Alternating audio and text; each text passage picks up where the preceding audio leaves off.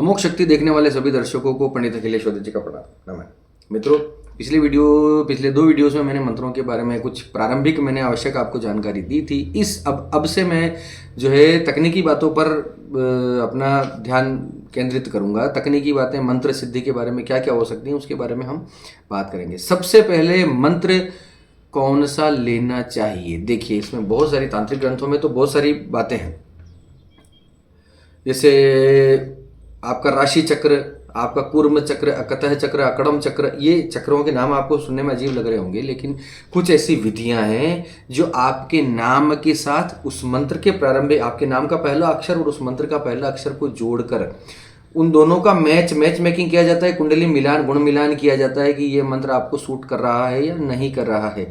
ये विधि सबको पता नहीं है, तांत्रिक ग्रंथों में दे रखी है, बहुत सुलभ है। ऐसा नहीं कि वो दुर्लभ चीज़ है, ऐसा नहीं है, दुर्लभ नहीं है। तांत्रिकों को पता होता है, जो विद्वान व्यक्ति हैं, जो मंत्र के क्षेत्र में काम कर रहे हैं, उनको पता होता है कि इस व्यक्ति के लिए ये मंत्र काम करेगा या नहीं करेगा। वो अपना कुर्म चक्र के अंदर वो जो है सारे उसके अंदर स्टेटस निकाल के देखते हैं, सारी विधियां बनाकर देखते हैं, तो पता लग जाता है कि ये मंत्र इसके लिए कितना काम करेगा। सम पर है कि बराबर है कि मित्र है कि उसका शत्रु है कि अधिशत्रु है कि अधिमित्र है, इस प्रकार से जो है उसका सारा निकाला जाता है। तो मंत्र भी ऐसा कोई भी कुछ भी उठाकर नहीं कर लेना चाहिए। कोई मंत्र जो है जब आप लेते हैं तो उस पर पूर्ण विश्वास होना चाहिए। और मेरा एक मानना यह है कि जिस मंत्र पे आपकी संपूर्ण आस्था और श्रद्धा टिक चुकी हो, लग चुकी हो कि मुझे और कुछ नहीं पता, मैं सिर्फ यही मंत्र जपूंगा, मेरे जीवन में यही कुछ है, इसके अलावा और कुछ नहीं, ऐसे लोग हालांकि बहुत कम हैं। क्यों? क्योंकि इतना कुछ इंटरनेट पे और हमारे आसपास बाजार में इतना कचरा फैला हुआ है कि लक्ष्मी प्राप्ति के लिए, सरस्वती प्राप्ति के लिए, इसके लिए, उसके लिए कुंडलिनी जागरण, मतलब कुंडलिनी जागरण करना है लोगों को। सीधे सीधे अपना सिंपल जीवन जियो। कुंडलिनी पे भी बात करेंगे, मैं ऐसा नहीं कह रहा कुंडली जागरण नहीं होता या नहीं करना चाहिए, ऐसा नहीं है मेरा कहने का मतलब।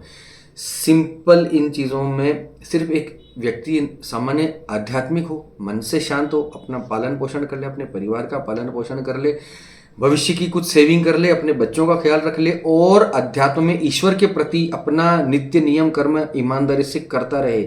आप देखिए कितनी बड़ी ग्रोथ होती। बड़े बड़े जो सन्यासी हुए हैं, बड़े बड़े जो महान लोग हुए हैं आध्यात्मिक क्षेत्र में, वो अधिकतर गृहस्थ हुए हैं।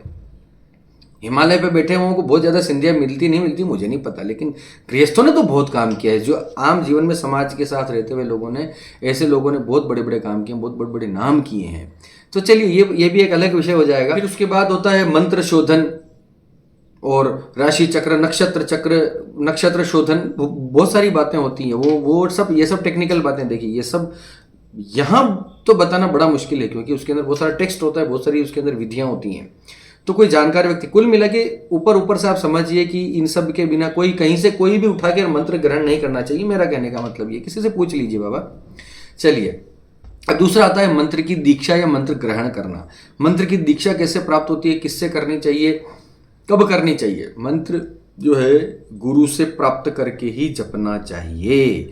बिना गुरु के कोई भी मंत्र इस प्रकार से, हाँ ठीक है, अपने जीवन में ऐसे ही छोटे मोटे लाभ के लिए आप कर रहे हैं, कहीं से पढ़ लिया, उठा लिया, अगर वो शुद्ध है, उच्चारण आपका शुद्ध है तो ठीक है, उठा लीजिए। आपको फायदा करता है तो करता है, नहीं करता है तो छोड़ दीजिए, कोई बात नहीं। लेकिन अगर आप वास्तव में मंत्रों में, पूजा पाठ में, देवी देवताओं में, इस विज्ञान में आपको रुचि है, तो प्लीज़ कहीं ना कहीं अपना गुरु बना लीजिए। गुरु ही आपको मंत्र प्रदान करेगा। क्यों? क्योंकि गुरु की शक्ति भी उसके अंदर सम्मिलित होती है। कैसे? गुरु हमेशा आपको उस प्रकार का मंत्र देगा जो उस गुरु ने सिद्ध कर रखा हो, या जिसका प्रैक्टिस, जिस इष्ट की प्रैक्टिस जो है गुरु ने स्वयं कर रखी हो, वही मंत्र आपको प्रदान करेगा। अगर वही उसने प्रदान किया गुरु ने, तो समझिए कि सिद्ध हुआ मंत्र ही आपको मिल रहा है। क्यों? क्योंकि गुरु की तेज की शक्ति, गुरु की तप की शक्ति उस मंत्र के अंदर आपको ऑलरेडी मिल रही है। आपको अलग से बहुत बड़े प्रयास करने की आवश्यकता नहीं है।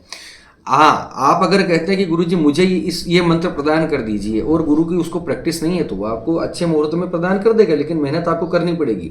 हाँ, लेकिन फिर भी उस गुरु, क्योंकि गुरु आपको दे रहे हैं, तो उनकी कुछ शक्ति तो उसमें काम करेगी ही करेगी।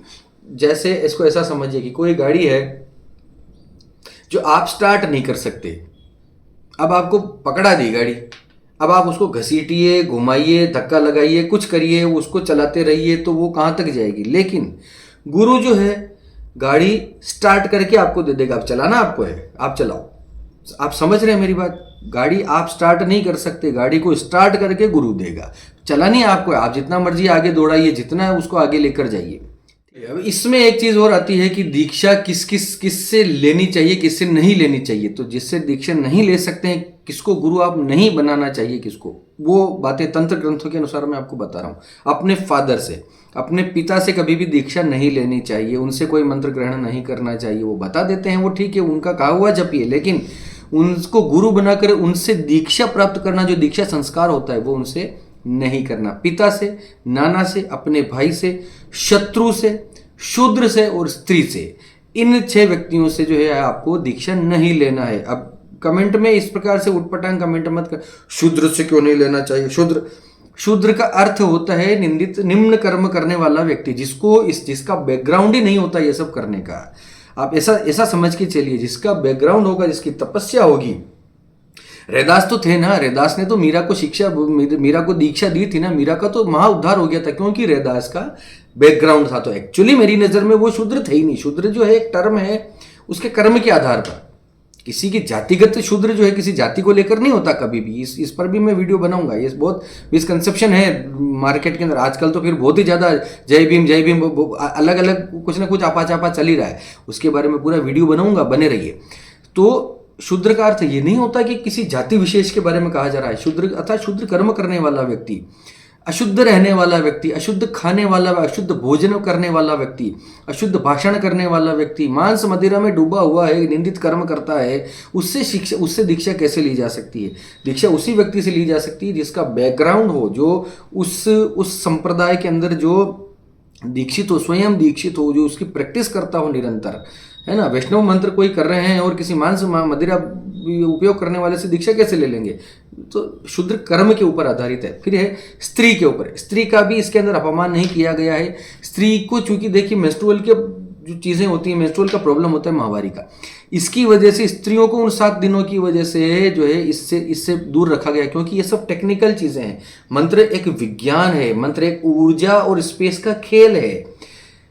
उस अवस्था में स्त्रियां कमजोर होती हैं, काफी निर्बल अवस्था में होती हैं, उनका ऑरा बहुत कमजोर होता है। तो ऐसा कहा जाता है कि उसी अवस्था में उनको कोई तंत्र भी प्रभावित कर सकता है। आप देखेंगे कि उनको शारीरिक कमजोरी भी ऐसी अवस्था में होती है, शरीर में दर्द भी होता है अलग अलग।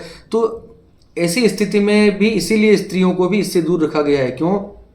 क्योंकि मंत्र टेक्निकल चीज़ें, उसमें करंट होता है, उसमें वाइब्रेशंस होते हैं, एनर्जी होती है, तो ऐसे समय पे उसको प्रभावित कर सकती है। तो इसलिए मंत्र विज्ञान में स्त्रियों को नहीं डाला गया है। तो मंत्र स्त्रियों से भी जो है दीक्षा प्राप्त करने का विधान हमारे तंत्र ग्रंथों में नहीं दिया गया। कहीं किसी का अपमान नहीं है। स्त्रियां तो बहुत उच्च स्थान पर हमारे तंत्र और मंत्र और हमारे सनातन शास्त्रों में दी गई। इसके उदाहरण में मैं आपको दूंगा कभी किसी वीडियो में। तो कहीं कोई किसी को ऑफेंड होने की आवश्यकता नहीं है। कौन से समय पर जो है मंत्र दीक्षा लेनी चाहिए, मंत्र को, संस्कार को ग्रहण करना चाहिए? चैत्र, वैशाख, आषाढ़, श्रावण, कार्तिक, आश्विन, माघ, मार्गशीर्ष, ये महीने होते हैं जिसमें आप मंत्र को ग्रहण कर सकते हैं। इसी के साथ फाल्गुन मास भी होता है जिसमें आप मंत्र ग्रहण कर सकते हैं। दिन को ले लें तो रवि, सोम, बुध, गुरु और शुक्र, ये 5 वार होते हैं। मंगल और शनिवार को जो है इसमें टाला गया है। 5 वारों को आप दीक्षा ले सकते हैं। द्वितीया हो गई, पंचमी हो गई, तृतीया हो गई, सप्तमी, दशमी, एकादशी, पूर्णिमा, द्वादशी, इन तिथियों को भी, प्रदोष को, इन तिथियों को भी जो है आप मंत्र दीक्षा ले सकते हैं। अश्विनी, रोहिणी, मृगशिरा, पुनर्वसु, पुष्य, मघा, पूर्व फाल्गुनी, उत्तरा फाल्गुनी और सर्वश्रेष्ठ है हस्त। इन नक्षत्रों में आपको मंत्र दीक्षा, मंत्र ग्रहण आपको करना चाहिए। अगर इस पूरी टाइमलाइन में सबसे ज्यादा बेस्ट जो बैठ रहा है, उसमें फिर आप चौगड़िया भी देख सकते हैं, अपने चंद्र बल भी आप देख सकते हैं कि चंद्रमा कौन से गोचर में चंद्रमा कहाँ चल रहा है, उसका बल भी आप देख लें, लग्न शुद्धि देख लें। ये सब टेक्निकल टर्म से कोई भी ज्योतिषी बता देगा कि भाई साहब लग्न शुद्धि देख लो, मेरा मुहूर्त है किसी अच्छी चीज का, वो बता देगा। सामान्य बात है, कोई मैं बहुत बड़ा साइंस नहीं बता रहा हूँ। तो ये सब चीजें कोई भी पंडित आपको बता देगा मंत्र ग्रहण करने के लिए। और इन सब में सर्वश्रेष्ठ है सूर्य ग्रहण और चंद्र ग्रहण। इसमें आपको कुछ भी ये सब चीजें देखने की आवश्यकता नहीं है। सूर्य ग्रहण और चंद्र ग्रहण के दिन आपके पास अगर गुरु हैं तो उनसे आप मंत्र दीक्षा ग्रहण कर सकते हैं और उसमें उस क्षेत्र में आगे बढ़ सकते हैं।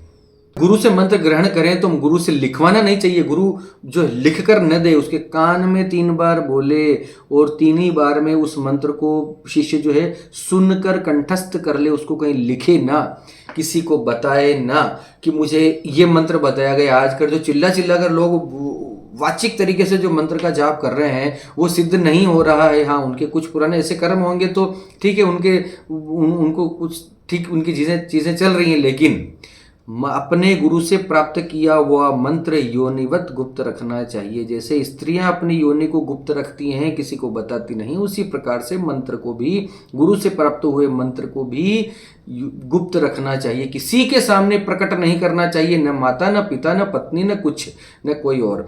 अपना मंत्र जो है अपना सर्वस्व होता है, गुरु से दिया हुआ मंत्र, वो किसी को भी बताना नहीं चाहिए। हम क्या कर रहे हैं, पूजा पाठ उपासना, नहीं बताना किसी को। तो चलिए, आज भी काफ़ी सारी बातें हो गई मंत्रों के बारे में, मंत्र दीक्षा के बारे में हमने सारी बातें की। आने वाले वीडियोस में मैं पूजा के बारे में बात करूंगा, माला के बारे में बात करूंगा, आसन के बारे में बात करूंगा, कई सारी बातें चलेंगी, बने रहिए।